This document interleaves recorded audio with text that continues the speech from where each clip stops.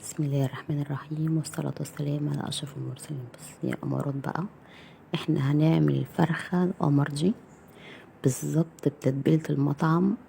طبعا احنا كلنا عارفين احنا بنجيبها من المطعم بكام وسعرها قد ايه، ده غير ان انت هتعمليها في البيت واثقة من نظافتها. انا بقى هشويها، بس هعملها الحقيقة في كيس حراري لان حجمها كبير زي ما انتم شايفين. طبعا هي هتبقى احلى كتير لو اتعملت على شواية، وهتبقى برضو احلى لو اتعملت بقى على فحم يعني.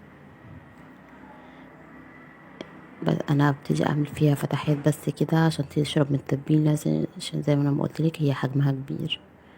هي المفروض الفراخ للشوي من كيلو لكيلو ونص بالكتير قوي قوي يعني، متبقاش اكبر من كده.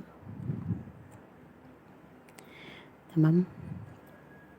طبعا الفرخه دي مغسوله كويس ومنقوعه في الميه بخل مش اقل من ربع ساعه. اول حاجه انا عندي الخلاط، طبعا تعمليه باي حاجه، بس مهم ان انتي تعملي الخليط ده يكون ناعم، انا عايزاه يبقى زي السائل كده. عندي حبة بصل متقطعة، وعندي حبة طماطم واحدة. عندي كمان كوباية زبادي صغيرة او 3 معالق بما يوازي، يعني 3 معالق كبار زبادي.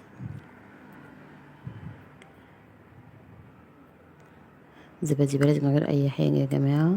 عندي كمان دول معلقة، ده 3 معالق زيت ذرة او زيتون زي ما انت عايزة. عندي كده معلقتين خل، وعندي معلقتين مستردة.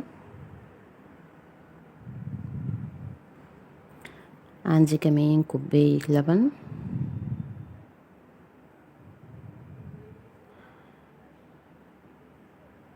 جربوا التتبيلة دي والله بالظبط زي المطعم. عندي التوابل بقى، الملح، فلفل اسود، بهارات فراخ، حبهان مطحون، كركم، وكاري.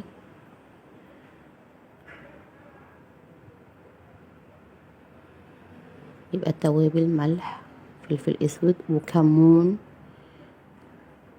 بهارات فراخ، وكركم، وكاري، وقرفة، وحبهان مطحون. كل حاجة نص معلقة معايا، ده الحبهان المطحون ربع معلقة بس صغيرة عشان ريحته قوية. عندي كمان معلقتين صلصة، اللي هي الصلصة البوري. ممكن تحط هريسة شطة لو حابة، لو انت عايزاها سبايسي شوية، بس انا كده استكفيت بده. هتبقى طعمها حلو جدا جدا جدا، واتمنى من كل اللي يجربها بقى يقول لي طعمها ايه. انا هطحنهم كويس قوي، المهم يكون الخليط ده ناعم جدا، انا عايزاه ناعم قوي. بصوا اهو، هفرمه كويس. اهم حاجة ان الخليط ده يتفرم كويس يا جماعة. بس خلاص كده. هبتدي اجيب الفرخة بتاعتي دي لازم تكون متنشفة كويس من اي سوائل فيها، ما ينفعش عشان تشرب التتبيلة. اي حاجة هتشوي ميبقاش فيها اي سوائل عشان تشرب التتبيلة بسرعة. انا بقى هنقعها من بالليل لغاية الصبح في التتبيلة دي. بصوا، يعني هي كل ما تقعد في التتبيلة هيبقى افضل. هي اقل حاجة هيبقى ساعتين اقل حاجة. ممكن تحطيها يوم او 2 في التلاجة، هي مش هيحصلها حاجة طالما انت غطيها وحطيها في التلاجة في مكان كويس. هتبقى حلوة قوي، وطعمها كل ما هتقعد تبقى احلى. بس هو كفاية يومين مش اكتر من كده. انا عندي بقى كيس حراري كده، هبتدي احط الفرخة بتاعتي فيه.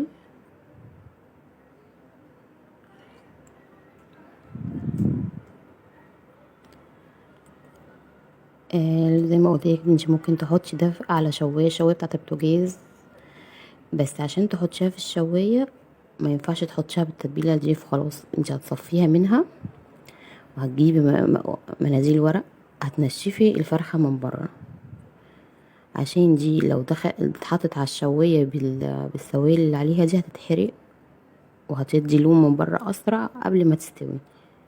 فهي طبعا ما ينفعش تعمل كده. ولو برضو هتحطيها على الفحم برضو لازم تمسحيها من بره. انما لو هتعمليها في صينيه عادي كده، تحطيها بالحاجه، لا تشيليها قطعيها ورصيها كده في الصينيه وحطيها. انا هعملها في كيس حراري، حطيتها بالتتبيله بتاعتها عشان ما تتحرقش مني بسرعه الفرخه جوه برضو. هحطها بالتتبيله دي جوه الكيس، ومش هتتبقى في الاخر، هتشوفوها مش هتبقى موجوده اصلا. بس كده انا هبتدي اقفل الكيس بتاعي. هي في ستيك كده جاي مع الكيس الحراري، اصلا بيبقى جاي حته سلكه صغيره كده بتقفلي بيها.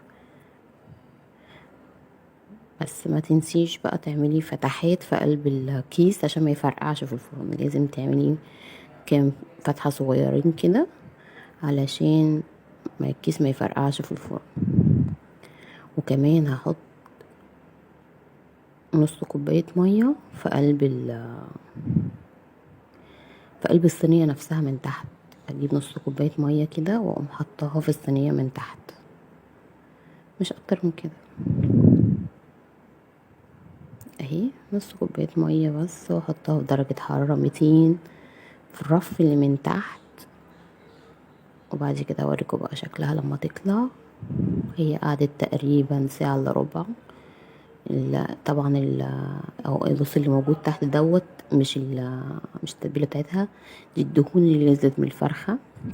وهي استوت خالص اهي، ولونها بقى تحفه وريحتها احلى اهي. بصوا والله العظيم طعمها كان رائع، وريحتها كانت حلوة جدا بالظبط والله زي المطعم. جربوها ودولي. لو عجبوا الفيديو بتاعي متنسيش تعملوا لايك واشتراك. اشوفكم في فيديو جديد. السلام عليكم.